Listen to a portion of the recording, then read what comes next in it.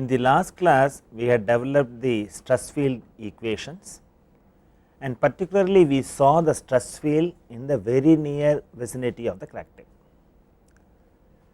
We have seen the solution by Westergaard.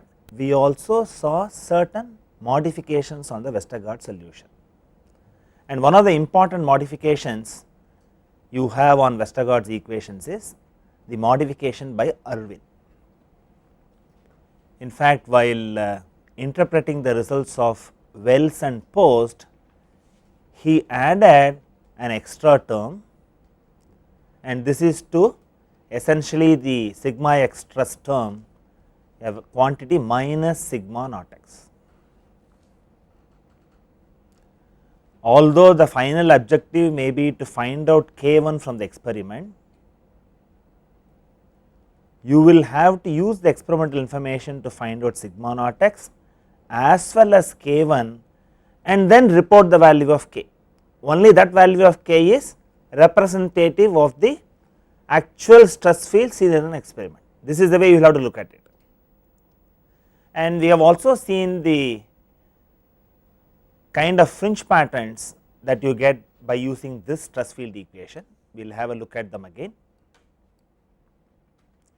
We have calculated the maximum shear stress along the crack axis, turns out to be a constant value. This is the generic expression. When you plot these, you had fringe patterns like this, and when we compare it with the experimental fringe patterns, it matched quite well.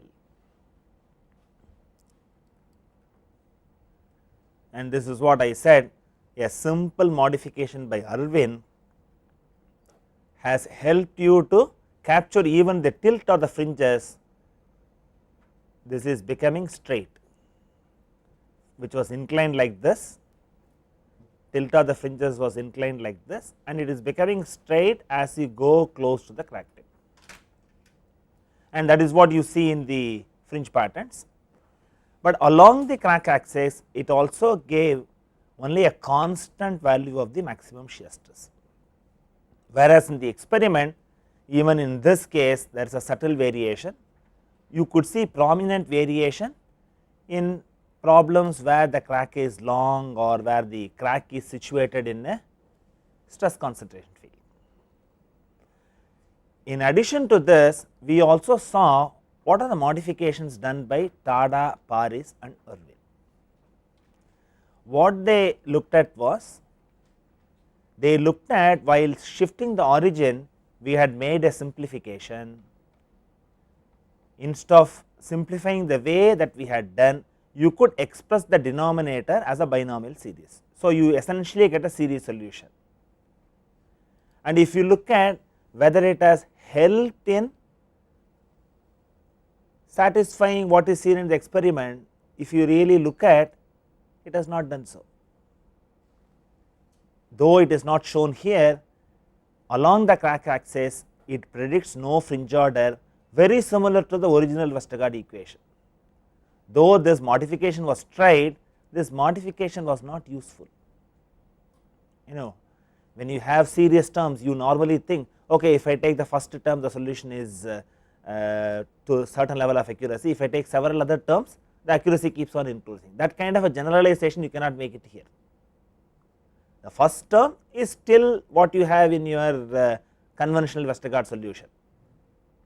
Now, what we will do is, we will also have a look at some aspects of the basic solution by Westergaard. Let us see what all we understand from the basic solution here. I have what is known as a stress intensity factor, and there is a function of r and theta that is given. As the loading is changed, you would find the value of K1 changes. The value of K1 really determines the strength of the stress field. Suppose I have multiple loads which are giving you a mode 1 situation, then from principle of superposition you can add the K1s for different types of loading. And what happens when r is close to 0? the values asymptotically increase to infinity. In a real material it cannot go to infinity, it can only reach a value dictated by the material behavior. It may be, if it is a perfectly plastic material, it may reach the yield strength. If it is a work hardening material, because of work hardening it will reach some other value of stress level. This is what would happen exactly at the crack tip. How small or how big this zone is problem dependent. Another aspect what we looked at was this solution is actually valid very close to the crack tip, because we had made a simplification, z naught is much less than a, and that is how you have got. Suppose you look at this, when r tends to infinity, what happens to the stress values? They essentially go to 0. So, you are only capturing the stress field very close to the crack tip. And what was the modification done by Irwin? He simply added one extra term. And I had mentioned earlier that you need this to interpret the experimental fringe pattern. Though your interest may be to find out only k, you process the data from experiments and calculate sigma naught x as well as k1 and take that value of k1 as representative for the problem on hand. But people also have looked at it, this interpretation, in many different ways. If you look at the derivation from Westergaard's approach for the mode 1 problem, whatever the solution that we have got was for a biaxial stress field solution. It is not for a uniaxial stress field. If you look at Irwin's modification, this could be considered as a modification for a uniaxial stress field, because this minus sigma will go to at infinity cancel with the sigma in the biaxial load. So, people thought Irwin's modification could be taken as a uniaxial case representative solution, but there are also other arguments. See, if you look at really at the crack tip, the value of sigma x is very high. So, near the crack tip sigma x minus whatever the sigma would still be very small. So, there has been discussion in the literature how to take the solution for uniaxial stress field. If you really look at the development, when you looked at what is k1, we said for a biaxial loading situation sigma root pi a. So, we have an analytical expression on what is the value of k1. Now, the question is, this is derived for a biaxial situation, can I use it for uniaxial situation? This kind of question comes. So, what people have done is, for finite body problem, people developed boundary collocation solution and obtained expression which had a factor a by w, a function in terms of a by w, which is represented as beta. So, beta sigma root of pi a. That way you can handle finite body problems. Okay. So, what you will have to keep in mind is, in the near vicinity of the crack tip, the basic solution of Westergaard is still very useful. And what is the other thing that you get when r tends to the crack tip? We will look at what happens along the line theta equal to 0, that is the crack axis. So, what I get here, these terms go to 0, I get sigma x and sigma y both behave in this manner. You have sigma x equal to sigma y in the near vicinity of the crack tip, and later on when we are going to look at what is the size of the plastic zone, I had already given a problem in your review of solid mechanics. Find out the level of stresses when you have sigma x equal to sigma y in plane stress as well as plane strain. That comes from what happens near the crack tip. The Westergaard solution gives you near the crack tip, at the crack tip both sigma x and sigma y are like this, they asymptotically increase to infinity and goes to 0 when you go along the x direction. But what would really happen to the crack tip? The crack tip crack tip is not going to be sharp. In a real material, crack tip would blunt. So, people also looked at solution from a different perspective. This was done by Krieger and Paris in 1967, who tried to find out the stress field when you have a blunted crack tip. How does the solution change? You had this Westergaard part of the solution, plus you have k 1 by root of 2 pi r rho by 2 r multiplied by minus cos 3 theta by 2 cos 3 theta by 2 minus sin 3 theta by 2. What is the difference between the two? In the earlier case, crack tip was very, very sharp. In the second case, the crack tip is blunt. So, when the crack tip is blunt, what would happen to the sigma x stress component? It has to go to 0, because it becomes a free surface. When it is a sharp point, the story is different. And when you look at the Krieger solution, what they have done is they have considered this as a root radius rho, and the crack tip is taken as a distance rho by 2 from the edge of the crack. This is how the measurements are done. So, if I have to find out what happens at the crack tip, I have to substitute the value of rho by 2. So, when I substitute the value at theta equal to 0 and r equal to rho by 2, I get a solution which is understandable from your common sense. You get a solution where sigma x equal to 0, and you also get sigma y becoming a finite value. It is not infinity anymore. Ever since Inglis pointed out cracks are very dangerous, several scientists have contributed in understanding what happens at the crack tip. So, the solution by Krieger is quite useful. The important aspect here is you have this as blunt, and this blunting is accounted for by taking a root radius rho.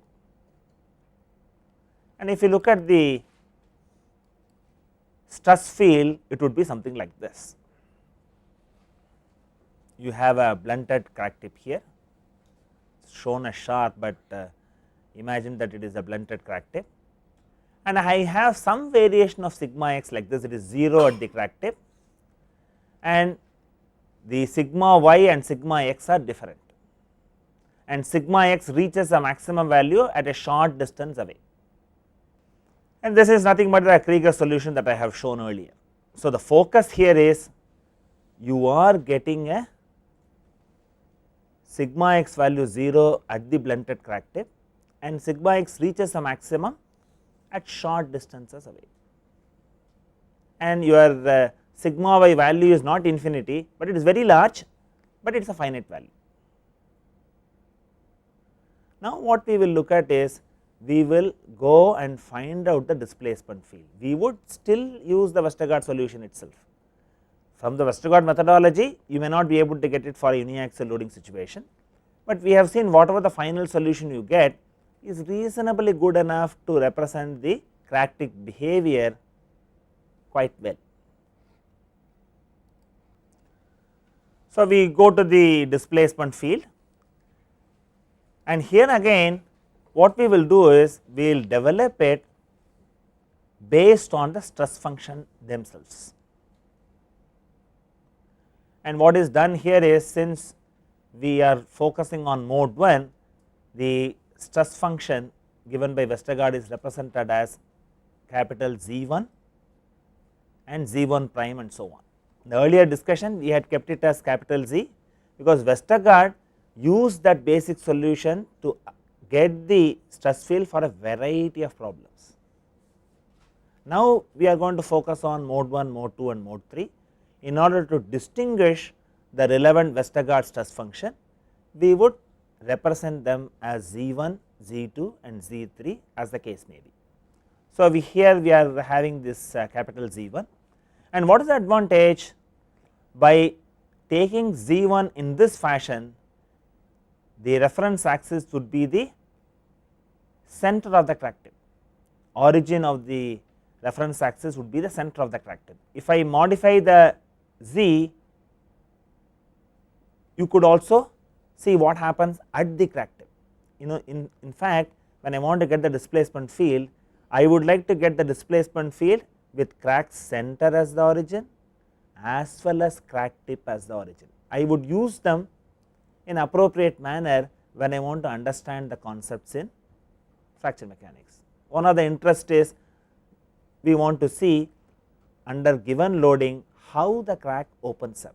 For that, finding out the displacement field with crack center as the origin is useful, and we would develop it for plane stress as well as plane strain.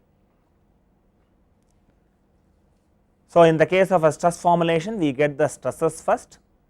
From stresses, we will get the strain components. The stress strain relationship for plane stress is given as follows, and you have to be very careful in putting the appropriate stress quantities. So, epsilon xx equal to 1 by E into sigma xx minus nu times sigma yy. Similarly, you can write for epsilon yy as well as epsilon xy.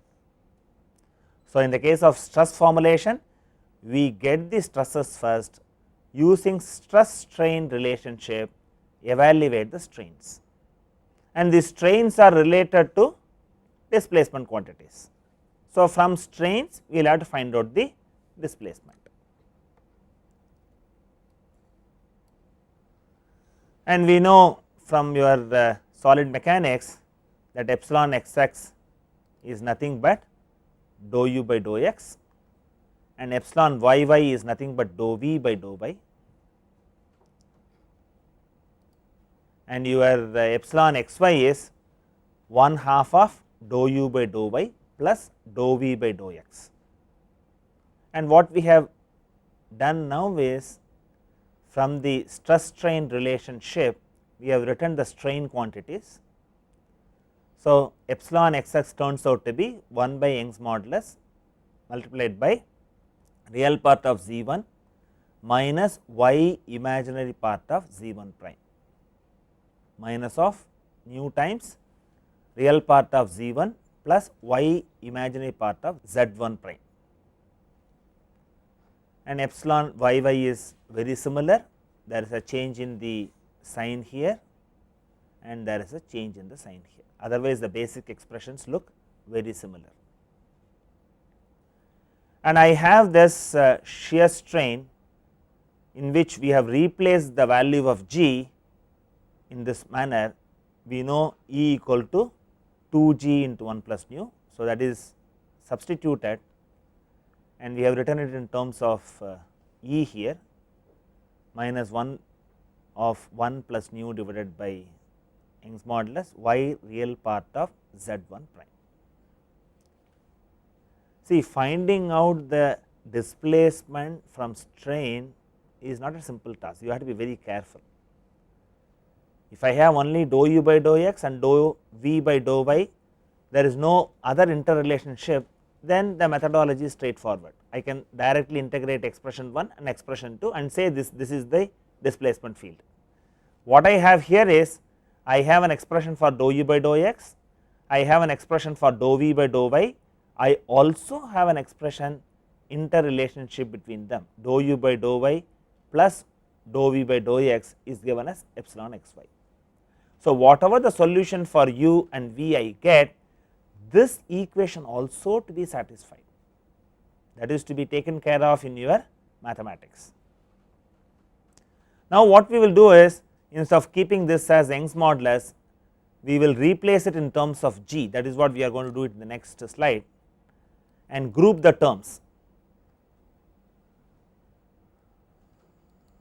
So, what you have here is dou u by dou x equal to 1 by 2 times G of 1 minus nu divided by 1 plus nu multiplied by real part of Z1 minus y imaginary part of z 1 prime. Then you have expression for dou v by dou y. So, these are carefully grouped, so that you have the Westergaard stress function terms are grouped together. I have this as 1 by 2 g into 1 minus nu divided by 1 plus nu of real part of z 1 plus y imaginary part of z 1 prime.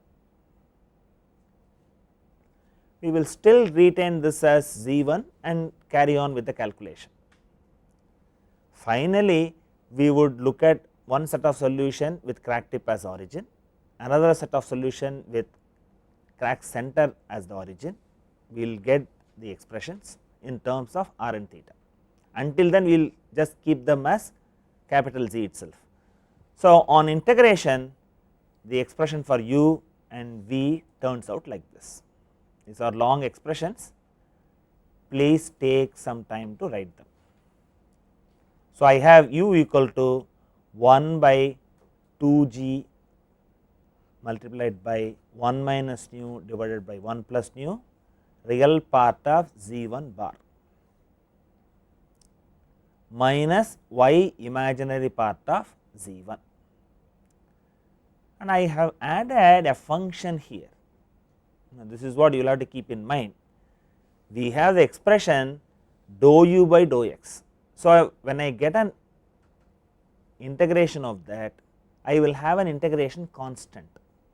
That integration constant is actually a function of y when I have the original expression in terms of dou u by dou x. As far as integration with respect to x is concerned, this behaves like a constant. So, when I go to dou v by dou y, when I integrate, I get a integration constant as function of x.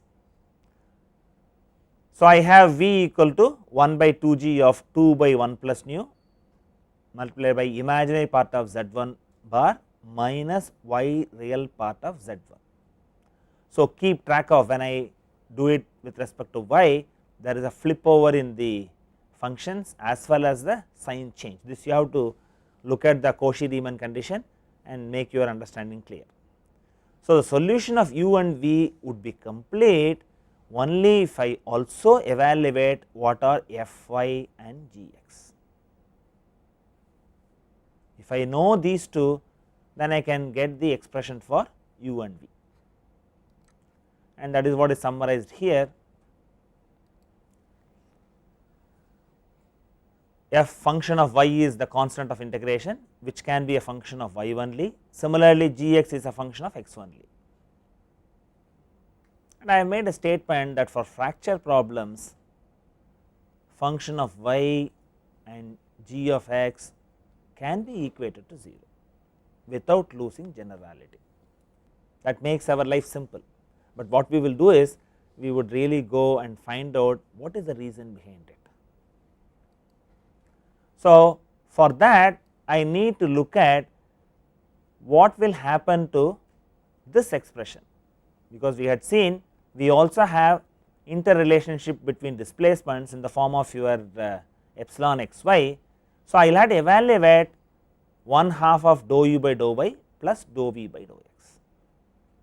We have already got the expression for u and v in terms of the integration constants, which are actually functions of y and g of x. I am not doing that detailed. So, go back into your room and then check it. So, when I do that, I get this equal to 0. So, this you will have to substitute it, and then I would like you to verify it in your rooms.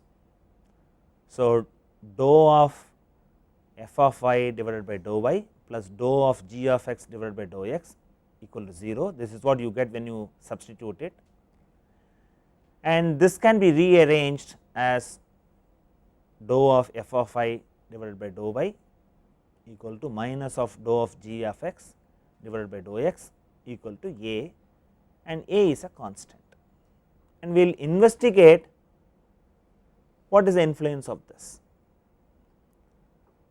suppose I go back and substitute the displacement field, what happens to it? So, when I integrate this, I get f of y equal to a y plus b and g of x equal to minus a x plus c, and these are constants, they are constants of integration. So, now I know what is f of I and g of x. So, when I substitute in the expression for u and v or u x and u y, whichever way you look at it, I would like you to do that as an exercise in your rooms. I get u x as a constant b and u y as another constant c.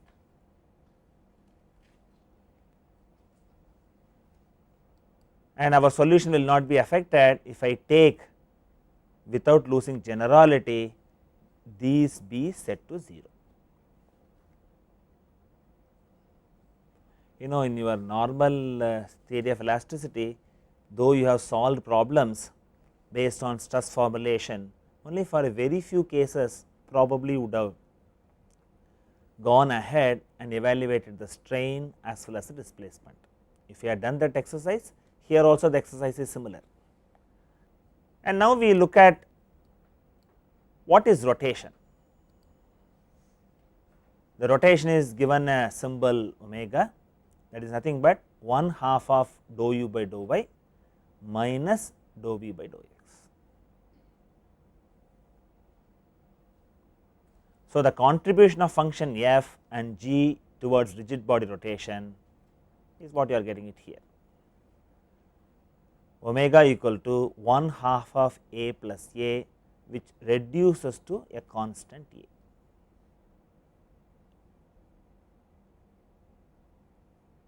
A corresponds to rigid body rotation of the component and may be set to 0 without losing generality.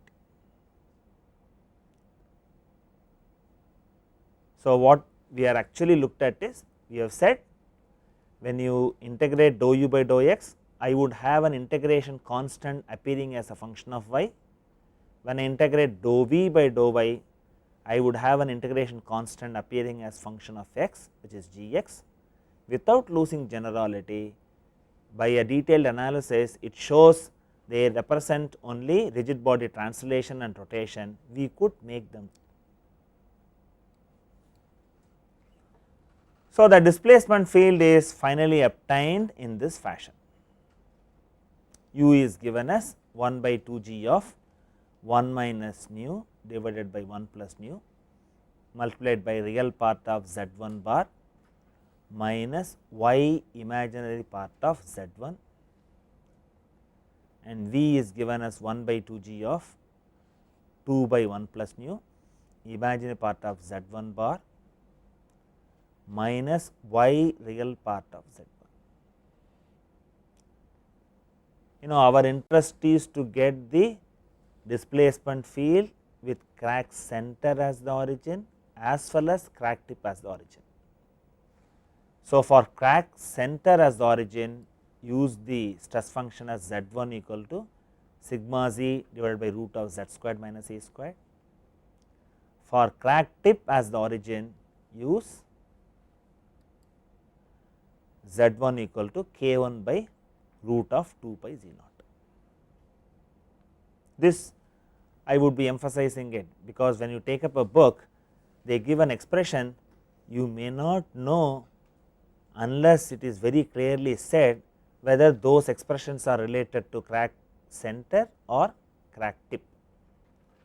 This you have to keep in mind, and also whether it is related to plane stress or plane strain. Now, let us move on to finding out the displacement field in the case of plane strain, and you all know the stress strain relations. These are written here for convenience. Epsilon x x equal to 1 minus nu squared divided by Young's modulus E multiplied by sigma x x minus nu by 1 minus nu sigma y y. epsilon y y equal to 1 minus nu square divided by Young's modulus multiplied by sigma y by minus nu times 1 minus nu sigma x x. And if you really look at these two expressions, can you get them from your plane stress case by making some modification to Young's modulus and Poisson ratio? In fact, you can do that. If you look at that expression, instead of Young's modulus, you take it as E by 1 minus nu squared. Instead of Poisson ratio nu, you put it as nu by 1 minus nu. You will get from plane stress to plane strain. And to save space in books, they might give one expression and say substitute it in this fashion, get it for plane strain. This is very common in elasticity books. And our epsilon x y is given as 1 plus nu divided by Young's modulus into tau x y. So, I can substitute these stress components in the basic equation. So, I get strain quantities related to the Westergaard stress function as follows. It is quite long, please take some time to write this up. So, I get epsilon x x equal to 1 minus nu squared divided by Young's modulus multiplied by real part of z 1 minus y imaginary part of z 1 prime minus nu by 1 minus nu real part of z 1 plus y imaginary part of z 1 prime.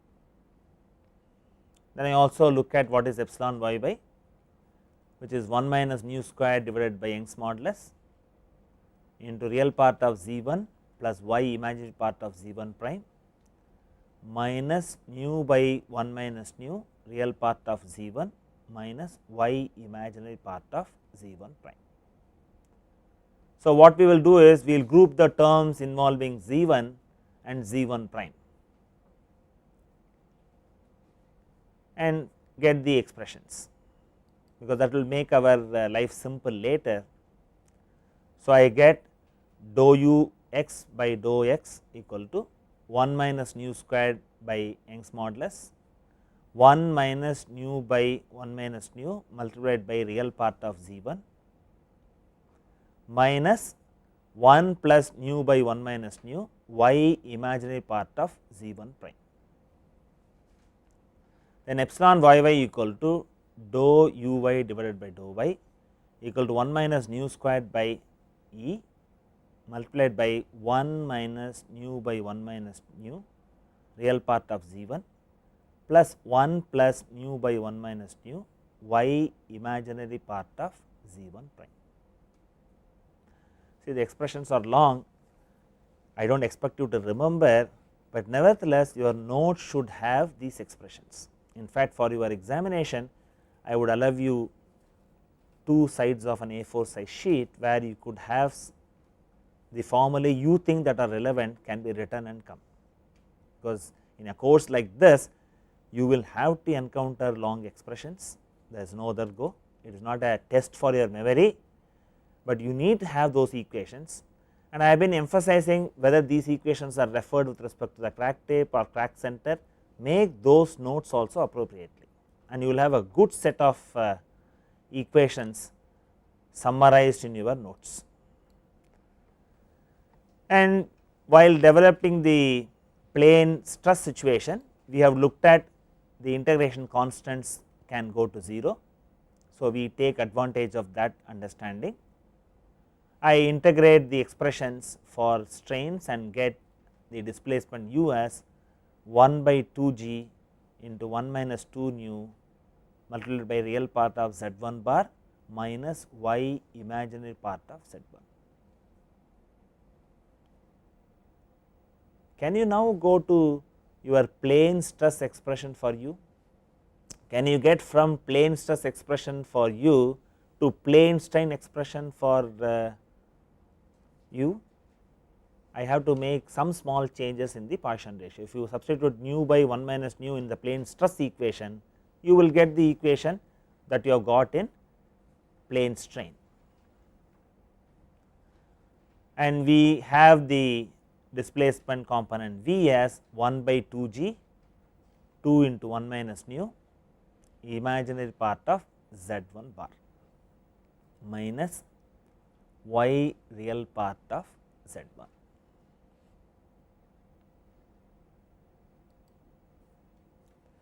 And here again it is emphasized, since the expressions are still in terms of the stress function, also make a sketch, because this is very illustrative. You are taking crack tip as the origin and the relevant stress function is given as z 1 equal to k 1 by root of 2 pi z naught. And here you have crack center is referred as origin, and z 1 is given as sigma z divided by root of z squared minus a squared. So, I can get referred with respect to the center using this stress function, referred with respect to the tip with this stress function. So, essentially I will have to know, if I have to find out in terms of r and theta, I will have to know what is z 1 and what is z 1 bar. This is what I will have to do.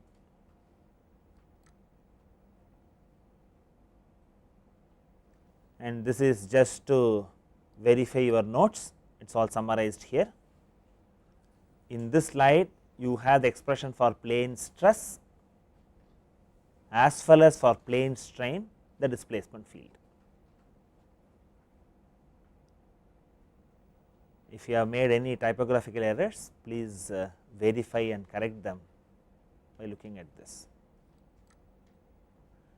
See, now I am going to qualify the displacement field which is very close to the crack tip, because I am going to use the stress function z 1 as k 1 by root of 2 pi z naught. The moment I bring in this, you have to understand it is a very near tip field equation. In this case, it happens to be displacement field, and you have already seen how to write it in terms of cos and theta. So, z 1 is nothing but k 1 by root of 2 pi r cos theta by 2 minus I sin theta by 2. While developing the stress field equation, you had come across this simplification. In the stress field equation, we were worrying about z 1 and z 1 prime, and here we are going to worry about z 1 and z 1 bar. So, I have this expression. So, when I have to find out what is z 1 bar, that is nothing but 2 by pi whole power half k 1 root of z naught, and this could be written in terms of 2 r power half divided by pi into k 1 into cos theta by 2 plus I sin theta by 2. So, now I have the expression of z 1 as well as z 1 bar in terms of r and theta. So, I can substitute it in the expression and get the displacement field in terms of r and theta, as simple as that. And what is written here is, I have the expressions for both the plane stress as well as plane strain. In order to make your understanding very clear, the diagram re-emphasizes that whatever the solution you see for the displacement field is referred to crack tip as the origin. So, the plane stress case, I have the expression for u displacement which is given as ux, v displacement which is represented as uy, and w displacement which is represented as uz. This is very important, you should not forget this. We will look at each one of them. So, ux is given as k 1 by g root of r by 2 pi cos theta by 2 into 1 minus nu divided by 1 plus nu plus sin squared theta by 2, and uy equal to k 1 by g root of r by 2 pi sin theta by 2 multiplied by 2 by 1 plus nu minus cos squared theta by 2. And when I come to u z, I have this as minus of 2 nu divided by e into k 1 root of r by 2 pi cos theta by 2 multiplied by b. I had mentioned near the vicinity of the crack tip, because of very high stress values, you would find a lateral contraction. In fact, we saw that as a dimple, and now what you have is you have an expression for that displacement itself. In a normal problem, the displacement would be quite small.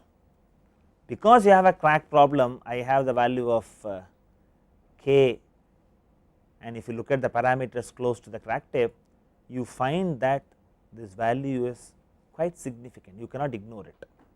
And if b is the model thickness, you will have to multiply this by b to get the u is a displacement. So, if I have to get this expression, I can simply substitute nu as nu by 1 minus nu in this and get this expression also. Take your time to write this down. So, this gives you very near tip displacement field equations for the case of plane stress as well as plane strain. What is striking when you compare the displacement field with the stress field? You have the expressions before you, and we had seen in the case of stress field, the stresses go to very high values when you go very close to the crack tip. In practical materials, it cannot go very high, it has to reach the yield strength or whatever the work hardening phenomena that takes place. So, the stress values will still be finite, but very high. When you look at a displacement field, can you have very high displacement at the crack tip? You cannot. So, there is no singularity attached. When r goes to 0, what happens to these displacement components? The displacement components also go to 0. See, this is another check for you to ensure that you are in the right direction. Your method of mathematics employed has been consistent. We got singular solution for the case of a stress field, we got a bounded solution in the case of displacement. And books give these expressions in various forms. It is desirable that you have the expressions available in all the possible ways. Books also give you expressions combined for plane stress and plane strain. You can write them down. Ux is given as k1 by 2g root of r by 2 pi cos theta by 2 multiplied by, this is not k, it is to be understood as kappa minus 1 plus 2 sin squared theta by 2. Then you have uy equal to k1 by 2g root of r by 2 pi sin theta by 2 multiplied by kappa plus 1 minus 2 cos squared theta by 2, where kappa is defined as 3 minus nu divided by 1 plus nu for plane stress. It is given as 3 minus 4 nu for plane strain, and G is the shear modulus. So, when you look at expressions like this, you should understand such expressions we have seen in the class. This is nothing but representing the displacement field in a convenient form, essentially to save pages. That is what people have thought about it, but expressions are given differently in different books. So, you should know how to look at them, and mind you, here for the plane stress situation u z is not given. So, you have to know for the plane stress you also have u z, and these expressions are verified several times to check for any typographical error. Nevertheless, I would request you to check for any clerical error in any one of these equations, and you will have to filter out what expressions are important from your examination point of view. That is a different exercise, fine, because I do not expect you to remember, but you should know what is important and what is not important. That judgment you will have to make, that itself is an understanding. Okay. See, one of the things that I have been mentioning in earlier classes was, when the crack opens, it opens like an ellipse. This is what I have been mentioning it. When I make a statement like this, once you have got the displacement field, you will also have to evaluate it and qualify it and reconvince ourselves, yes, the crack opens indeed like an ellipse. So, we have to look at that, and we already have the expression for Z1, and when I want to do this, I want to look at crack center as the origin, crack center as the origin. So, I have taken Z1 equal to sigma z divided by root of z squared minus a squared. And what happens to Z1 bar? Simple integration. I get this as sigma z root of sigma z multiplied by dz divided by root of z squared minus a squared. And what is this displacement? This is nothing but the y displacement. So, I have to look at the expression for uy, and that is given as 1 by 2 g multiplied by 2 by 1 plus nu imaginary part of z1 bar minus y real part of z1. In fact, you are going to find out the displacement for the case when y equal to 0, because that is what defining the crack.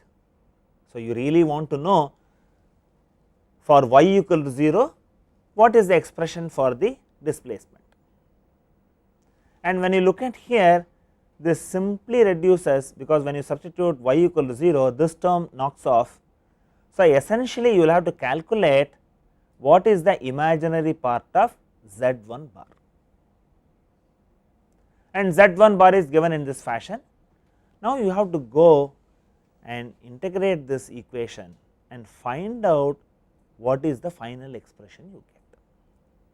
In fact, for the next 2-3 classes, I would appreciate that you go and refer the table of integrals, and also when you have functions with square root in the numerator or denominator, we will have substitution of variable and then do it. Look at those steps also. So, take your time to look at the table of integrals. So, that would help you to do the integration in the class and verify your solution with mine, and finally arrive at the relevant equations that are of interest. So, in this class what we had seen was, initially we looked at Arvind's modification of Westergaard's stress field. There we had seen his modification was very simple, at the same time very significant to model the fringes seen in an actual experiment. So, from an experimental point of view, you will evaluate k1 as well as sigma naught x, and you will take that value of k1 for all your fracture calculation. And I also mentioned there was a debate in the literature how to use Westergaard solution for uniaxial loaded situation. People have said one could think of Arvind's modification as the candidate, but nevertheless in a later class, since all bodies are finite, we will look at how to find out the stress intensity factor for finite body problems. For an infinite body with a biaxial loading, it turned out to be k1 equal to sigma root pi a. The basic structure would still remain same, but we would have additional factors. And we have also looked at, for the case of blunted crack tip, how does the stress field changes. You cannot have sigma x at the crack tip, it has to be 0. and you will also have a finite value of sigma y. This was done by Krieger and Paris. Then later on we moved on to looking at the displacement field. We retained in terms of stress function, so that we could get the solution with crack center as the origin or crack tip as the origin. We have actually got the expressions with crack tip as the origin. We have looked at it for the plane stress case, plane strain case, and also we looked at how to combine these kind of expressions and see as one expression, and we also emphasized the role of the displacement UZ component in the case of plane stress.